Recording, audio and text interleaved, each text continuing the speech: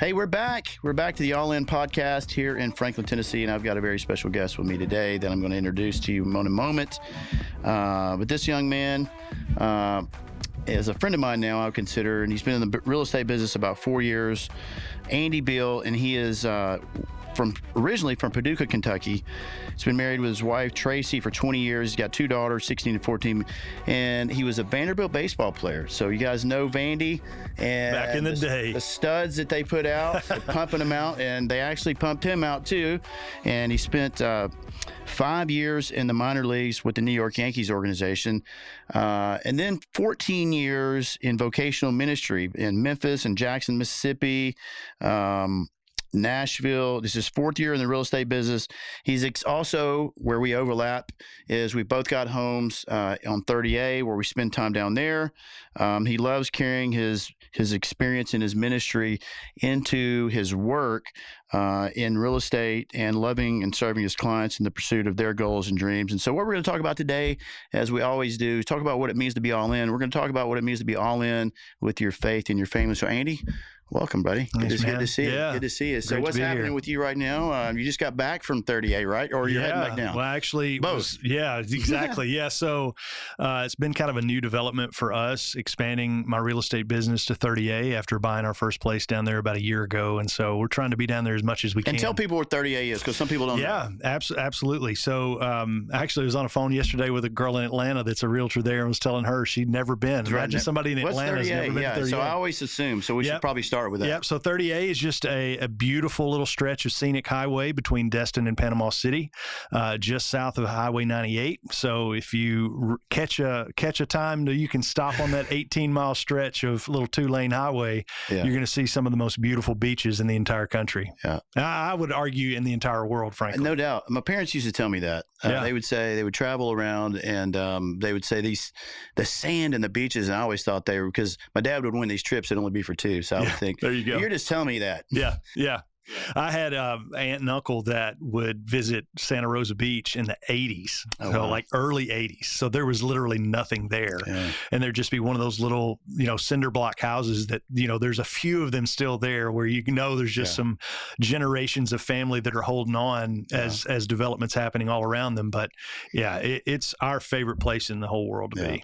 I mean, it's amazing. Like when you go down there now, especially when you go just down the main drag. Yeah. It's almost like, I just think of Beverly Hills, Malibu, something. I just think it's like you really have to see it to believe it. And when you take people, my friend Brian Yormack from Denver, he's got family in Miami. They don't know what this is. Yeah. Like he's from Denver. He's like, he's calling the phone.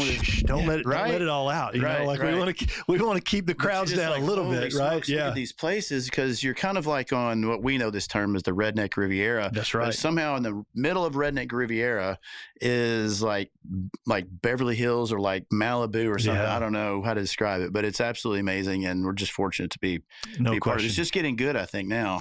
It is. Last year, 2022, average sale price there was $2.3 million. Mm-hmm. 10 years ago, 2013, average sale price was $1.3 million. Yeah. So you've seen, on average, $1 million in equity gain in that 10-year period. So the growth is significant there, and the short-term rental market there is, that's part of the reason that we purchased down there as well. We wanted to jump in and try and build generational wealth through real estate in that way, and it's been a good tool and resource for us to do that. And there's a market correction, just like everywhere. I mean, you're seeing a market correction there, and perhaps even more so, I think. From people I've talked to and talking to you, that people are maybe a little bit more reluctant to lower the price. Mm-hmm. And so you're seeing houses kind of sit a little bit more right now down there, especially the higher price when you get into $3-4 million. Sure. Which sounds like a lot, but you've got people moving from all over. Yeah. And $2, $3, $4 million to some of these folks are it's nothing, especially when you think about the cash flow. But even with the correction, there's just deals to be had, is there not? You just got to be a little smarter. Yeah. When people hear the thing about the average sale price last year being $2.3 million, I've got a lot of friends that look at it and say, well, we could never afford a place there. Mm-hmm. But I've got a good friend. I'm with Berkshire Hathaway there on the beach, and a friend of mine that helped us buy our place before I was licensed down there, he listed one just this morning in Beechwood Villas, just a one-bedroom, built-in bunks, $485. So under 500, it's gonna build in gross rental income. Last year in actuals was like just under 43K. Yeah. So you're almost at the 10% rule, which on 30A, and for those that don't know the 10% rule, basically if you can get gross rental income in an annual way that's 10% of the home's purchase price, that's the 10% rule. And typically that's a very broad stroke of a decent investment, right? You know, obviously we want to dig into the numbers more than that, but to find a place down there that is in an area that's going to continue to grow and appreciate for the years to come. Not only that, we like to call them a lifestyle asset, right? Yeah. Take your family, enjoy some time, let it be a blessing to friends or people that you know that maybe couldn't afford to pay for a vacation there, but you want to bless them in that way. And that's been a sweet thing for us. Just in the years that I was in vocational ministry, we couldn't afford. I mean, we went for our 10th anniversary was the first time we ever went to 30A, and it was we stayed in the smallest place in the off season to make it as affordable as possible.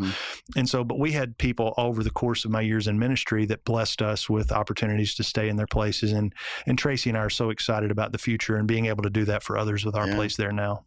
And I see people partner up. I mean, you know, you've got maybe two families partner up, or maybe the family with their in-laws or whatnot, and they partner up and say, hey, we're going to do this because we're going to use it some. And and then it sort of spreads the risk a little bit, and you don't have to come up with as much. And that's right. With down payments. Yeah. I mean, because I know people, I've got good friends that it's an annual event for them and their extended family, and they're renting a house for $6,000 a week, you know, and it's like, if you guys work together, you could buy that place you're staying in and stay for free. That's right. 2 or 3 times during the year. That's stay for free and cash flow some. So that's the idea.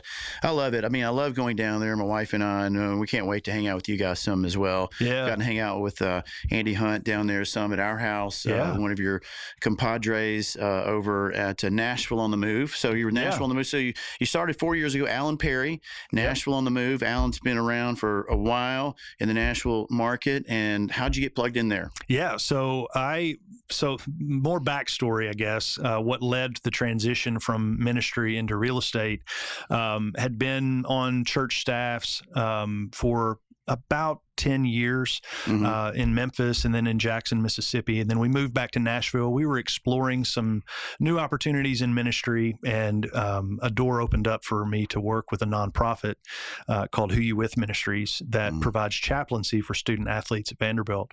And it was really a full circle story because pitched at Vanderbilt, played baseball there, and here I was getting to step in and be the chaplain for the baseball team at Vandy. And so did that for 3 seasons. And after the 2019 season, we just began to understand that long term, my wife Tracy, she's been a stay-at-home mom ever since our girls were born, and we've homeschooled our girls for years, and we just wanted to keep that as a focus for our family. And so I was going to be the sole breadwinner from a financial standpoint for our family. And so as a chaplain, we were looking ahead in our lives at we've got college coming up, we've got, you know, they're going to be driving soon, and then, you know, as a dad of daughters, like weddings are coming, and, you know, you got those kind of things. And so we just looked at where we were and understood that, you know, where I'm at financially and what I'm bringing in from an income standpoint, I need to try and do something to supplement.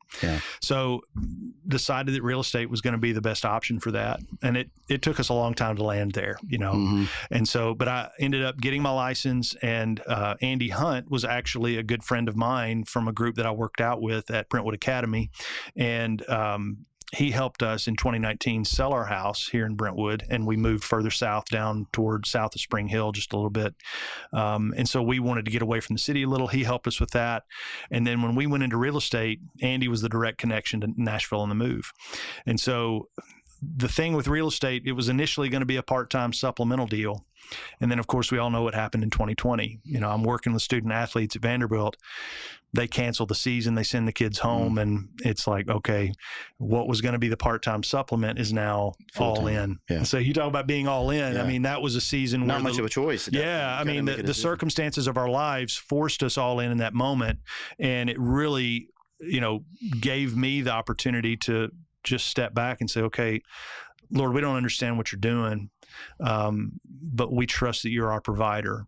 And that's been the constant reminder that God's given us throughout every season of our lives, whether I was working on the church staff or these years that I've been in real estate. He's our provider. And as much as we want to try and take the reins and control and go out and make that money or get that commission or whatever it is, ultimately we do the work, but God provides the increase. And that's the way it's been in our lives, amazing. For as long as we've been married and even before then, honestly. Right. Yeah. That's amazing. I think it's always interesting when, you said you kind of had, you had the job, you had the salary job and you're sort of supplementing with the real estate, and then the salary job goes away. So that you really, that's kind of that whole back up against the wall. I have no other. There is no plan B. That's right. At that point. That was the burn the ships moment. That was the burn the ship, right? The ships were burning and sinking in the bay. Right. Yeah. There was no turning back. It was like, hey, I got to make this work. And there's something that happens mentally, emotionally, and even spiritually in a season like that where, it really forced us to our knees. But I think through that season of learning to trust God more, a year later we looked up and I'm like, holy smokes, what has just happened? 2020 turned out to be one of the greatest years in real estate history. Right. And we got to be in center stage of all of that activity and help a lot of people. And as a result of that, we basically 2 years in, we turned around and bought our first place on 30A, which, we went down there almost 11 years ago for the very first time. We riding our bicycles, riding through Seaside and going, this place is amazing. And deep within our minds thinking, boy, this would, maybe when we retire, we can sell everything we own and have a place here. Right. And then to see 10 years later, just what the Lord was able to do. I don't even know how to explain it, honestly. Well, and I really want to, drill down on that point about this idea, because that's where I was headed with it. Everything's stripped away. You've got it. There is no plan B. The more guests that I talk to and the more people I get to know and the more circles I'm in, the more I realize that people have a story. Almost inevitably, there was a time where they had to go all in. There was no plan B. And there is something about this, the human spirit. Like you said, you're brought to your knees. So I think your faith increases. But then also the best is brought out in you because you're laser focused on just what has to be done. And so you're trimming up your expenses.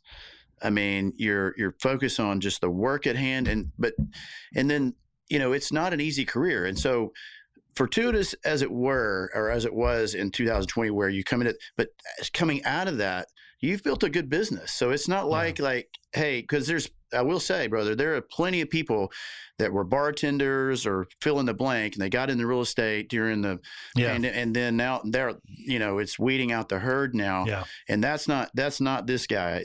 You have built a great business. And so now now you're building up steam after the whole, really what was kind of an anomaly of a market, right? Yeah. But now talk about what's going on now. You've got a great book of business here.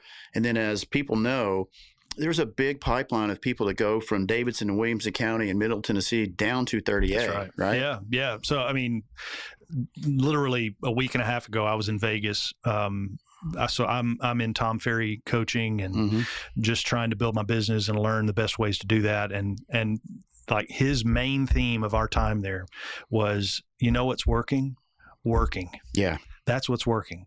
And if we're not willing to work, the people that rode the wave, like, that tide raised all ships, right? Yeah. And what happens is when that tide goes out, a lot of people get exposed. Right. And so those that are willing to do the work in a season that we find ourselves in now, it's certainly not from a real estate standpoint what we saw the last 2 years. It's not booming, we would say. No, but I think the opportunity, and I certainly don't want it to sound like, hey, I'm going to take yours, but like those that are putting in the work, they're going to gain a lot of market share over the next 12 months because there's going to be the people that were just in kind of doing a few deals here and there because their buddy wanted to buy a place and they had their license. Those are going to fall out because they can't afford to stay in. And when they do, those that are doing the work are going to gain that business. Yeah. And, we talk about Tom Ferry, one of the best coaches in the business, and, with Alan, and market expert over there. You just got, you're surrounded with excellence. No question. Yeah. You know? Alan and Hunt and Andy Hunt both, we go by last name because we're all Andys. Yeah, There's literally 3 Andys. 4 Andys on our Hubbard, team. So shout out to you, Hubs. Yep. So we got 4 of us. But Hunt and Alan both were inspirational to me, in addition to things like the Bigger Pockets podcast and learning about real estate investing. You think about Robert Kiyosaki and the Rich Dad, Poor Dad mindsets, right? Like, I grew up in small town Western Kentucky, and the goal was I was going to play professional baseball and make a fortune and change my generational family's, wealth in those ways. But apart from that, it was like, if that doesn't work out, you're just going to get a job, save for retirement. When you're 65, retire and do your thing. And that was just that's that poor dad mindset. Yeah. Guys like Alan and Hunt were inspirational to me to say, no, you can actually, we're going to put in the work and we're going to make the money in the now because of the work we're doing, but we're also going to see this money over here that we're going to invest in things like properties in 30A or over in the Smokies and see them begin to build steam and momentum in a semi-passive to passive way, so that my children and my grandchildren and the generations that follow, they're finding themselves in a better position to make an impact in this world because they're not just simply paycheck to paycheck. Right. Well, brother, what I see with you, and I'm sure you've looked back as you see it now too, but I mean, going back to college, I mean, you go on a baseball scholarship to a top university, not only in baseball, which they're known for, but academically. My wife went to Vanderbilt. This is not a school where you just skate. I'm guessing you studied. You had to study. So they're teaching. So you were taught to do the work, even in college. Then you're in baseball. You got that going on, which you got. That's you're lettering in that, and you're studying and playing baseball. Then you go into the minor leagues, which we all know, like Ryan Pineda. These people. I mean, it's a hard gig. Yeah. And so then ministry. It's a lot of work, not a high pay. It's more not necessarily for the pay that you're doing. And then you get into real estate, which it can be feast or famine. Yeah. And so it's almost like when you look back, when I see your life, it's like you were sort of building up. I mean, all the things that sort of just were coming into place where you were working hard and you just sort of brought all these. It just seemed more natural to you. It's like, I don't know anything else. Yeah. But to work hard. Yeah. This is what I have to do. Right. Like I have to operate at a high level. I mean, did you feel that? I mean, well, yeah. And speaking back to my dad and the mindset that he instilled in me, I mean, he pushed me to work harder than anybody.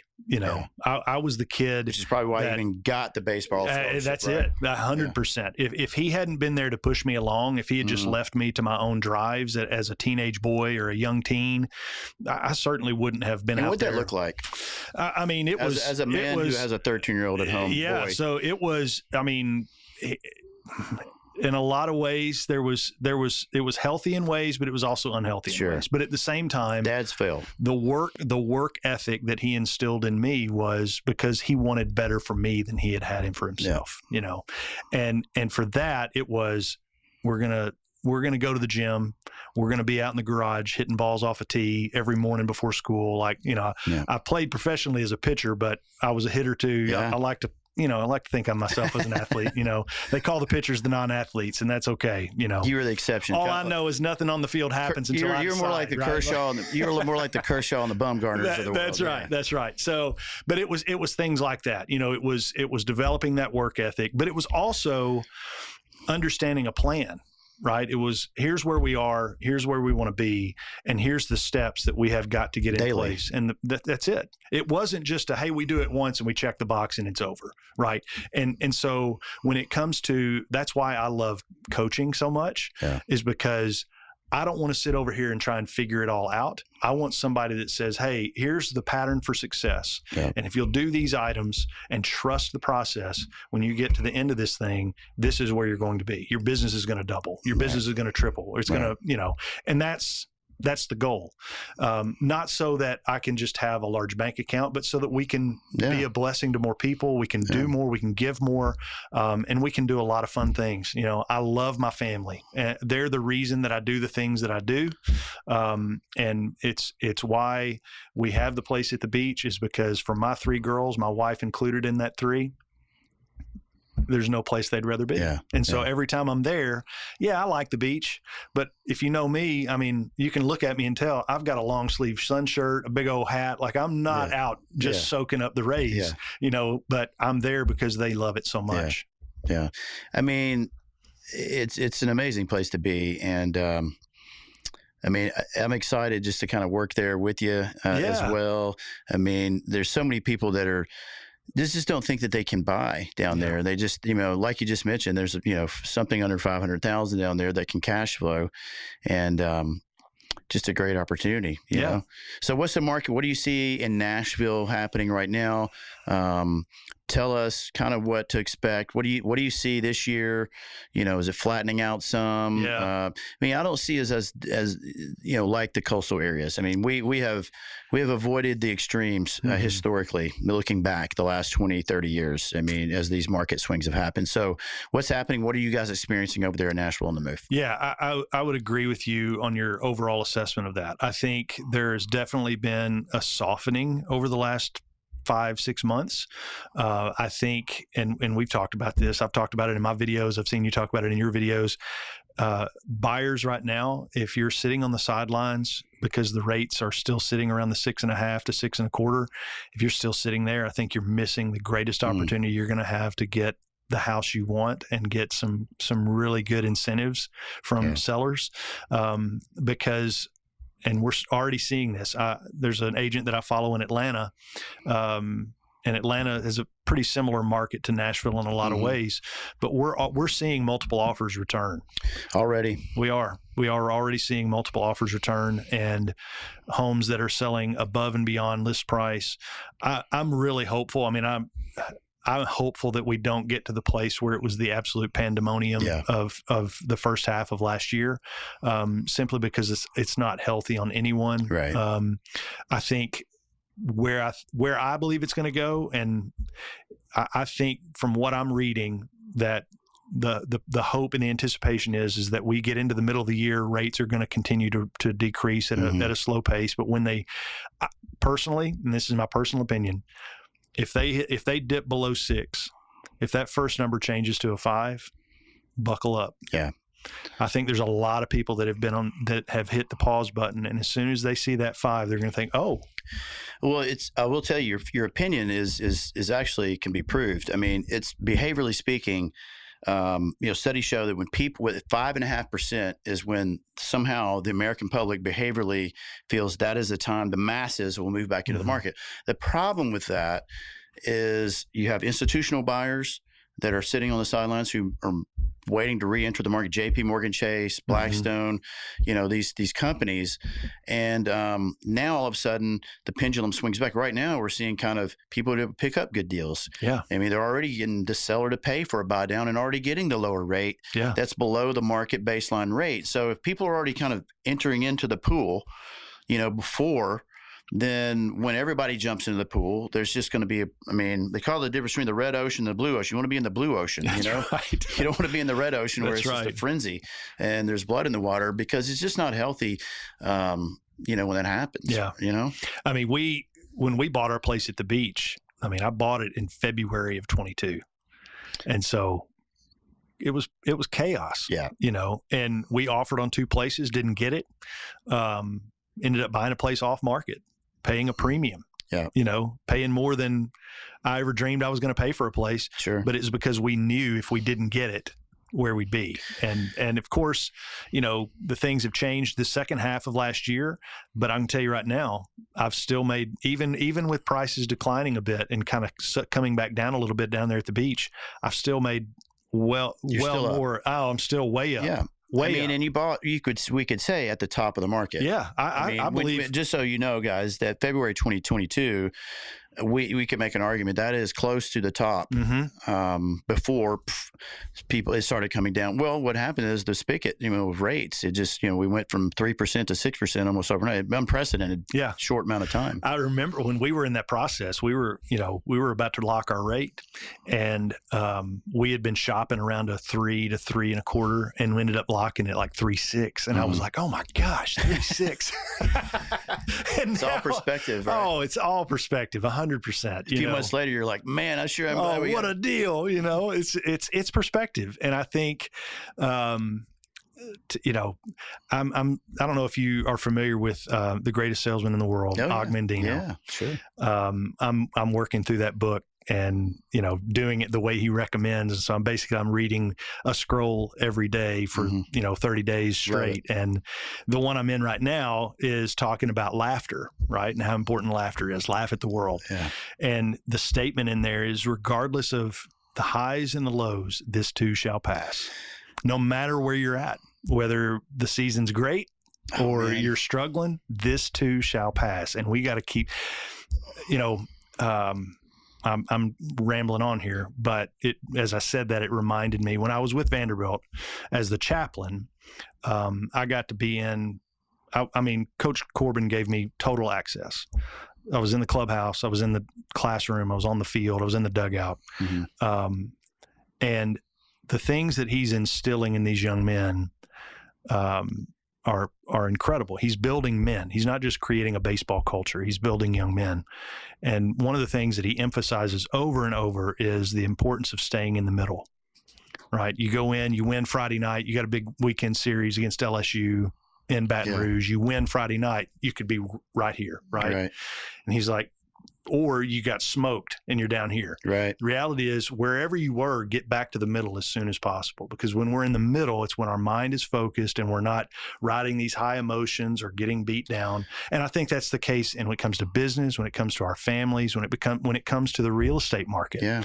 No matter where the rate is, right? Fix your eyes and your gaze on the long-term picture of things, and you'll be successful in that. I think what I hear you saying is preparedness. I mean, there's a lot of preparedness. Everything you're talking about, Kobe Bryant, rest in peace. I mean, you see so many snippets of him, and he really talked about, he says emotions come and go. Mm-hmm. They're going to come and go. But, the hard work, and he just described, he would get at the gym. I mean, he's blessed. He's a tall athlete, but that's not why he became the best player in the world. It's because of the work he put in. There's plenty of guys 6'8" who could have been as great as he was, but it's the fact that he got to the gym 3 hours beforehand, and he just talked about, as I'm doing that now, a year from now, how much better am I than the next? You can't compete with that unless you're going to put in that kind of work. And it's really it's not getting emotional. But with that work, though, people show that you're going to have success. I mean, that's Tom Ferry, Allen, Kobe, these people, they're showing. I remember Pat Riley used to talk about preparation with Magic Johnson. I mean, just the preparedness, And Corbin, even now, look at what they're doing now. I mean, your last year was what, 2005 there? Is it? Well, playing? Last year playing at Vanderbilt was 2000. So I missed playing for Corbin. I didn't get to play for Corbin. But getting when you came back, when I came back. When you were working there to now, it's just even. He's building something that attracts more than just a baseball player. Yeah, they're the premier collegiate baseball program in the country, arguably number one. Yeah, I really believe that. And if you've ever been around it for any length of time, you know why. Yeah, they're putting out quality young men, and they're opening up tonight. As we record this. Oh, really? Yeah, season opens up. They're in Texas. It's a good time to go. It's not 100 degrees so they're playing in the dome down there. So, nice. So, I still follow them and keep up with those kids, man. I'm for them 100%. Yeah, so. They've got some great players. One of my favorite, Walker Buehler. I'm a Dodgers fan, and he's up there. Walker, whole bunch of good players. So what's on the horizon? You've got 30As coming up. You're coming up, and you're going to go down, and so you're just going to relax some. You're putting in some work down there. You got some meetings. So where we are in this season of life is when we go down. My girls typically are doing all the relaxing. Now I still make time to go paddleboarding or something like that. That's my favorite thing in the world to do. But when I'm down there, March 1st, there's we have an all-day training and kind of a conference all day with the Berkshire office there on the 1st. And then I'm just going to host some open houses and tour some properties, shoot a lot of video. We're going to do a lot of video content, start doing some neighborhood highlights for the communities down there. And I love your content. You've definitely kicked it up several notches. It's been a lot of fun. Yeah. And that office down there, Beach Properties of Florida, they've been integral. Yeah. What's your favorite place to eat down there? You have one? Oh gosh, There's a few. Yeah, I mean, Hard to choose. I tell you, one of our new favorites is Amigos. If you haven't eaten at Amigos yet, Okay. So it's just across 98 from Rosemary. So in the Amici's next door to that. Amici's Sure. and Amigos. So the same ownership, but they're actually opening up. They haven't opened it yet, but so Amici and Amigos, is Italian and Mexican or for Spanish for friend. They actually are opening an American restaurant called Friends. Nice. So they're going to specialize Amigos is in good. burgers and dogs. Amigos is great. We like a little scratch biscuit down in watercolor for breakfast. My girls are huge fans of those big old square biscuits they make. Nice. So that's a good one. Well, man, thanks for coming. My pleasure. I've been looking forward to this. Yeah. And so how do people reach out to you? They want to work with you. They want to know what's going on in the Nashville market. Is this a good time to buy? Is it not? How to navigate that? Yeah. How do they latch on to your expertise? How do they reach you? Yeah. So easiest way would be just, through social media connections at Andy Beal Realtor on all the platforms, YouTube, BEAL. BEAL. Yep. YouTube, Instagram, Facebook. And I'm on Andy TikTok. Yeah. Come on now. Started new TikTok's a new thing. I haven't gotten the dance moves down yet, but I'm getting no there. dance moves needed, man. There are people purchasing super luxury homes now, sight unseen sometimes through TikTok. Yep. So I mean, it is a new age upon us, and get with it or get left behind. That's right. Kind of the thing. So you can connect to me on any of the social platforms. It'd be a great way to connect.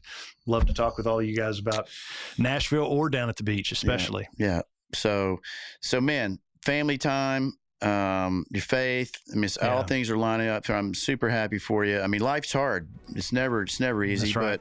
But it's a lot easier, I think, when you're kind of doing in the work. Your faith is in the right place, and so you're an inspiration to me. I want you to know that. So I appreciate that, and looking forward to spending more time with you. Thanks, man. Thanks for coming. Yeah, man. Thank you. All right. So hey, guys, we'll see you next time here on the All In Podcast. Tune in, hit the like and subscribe button below.